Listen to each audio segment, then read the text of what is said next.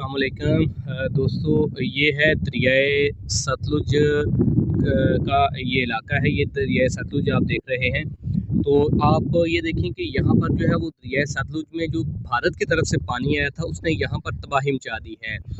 ये पानी जो है यहाँ पर आने की वजह से तमाम जो ये इलाका है, ये यहाँ पर घर थे जिस वक़्त जब ये पानी आया तो वो तमाम घर पानी में बह गए और जिस वजह से जो है वो इलाका मकीनों को शदीद मुश्किलात का सामना करना पड़ा। इस वक्त यहाँ पे आप देख रहे हैं कि यहाँ पर जो है वो ये जगह है जहाँ पर घर मौजूद थे, लेकिन चूँकि ये दरिया का पानी इतना तेज़ था, 2 से 2.5 लाख का जो रेला आया था उसने यहाँ पर तबाही मचा दी है।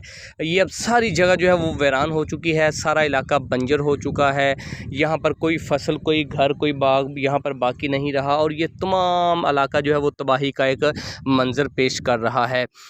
ये आप देख सकते हैं, ये दरियाए सतलुज कंगनपुर का ये इलाका है।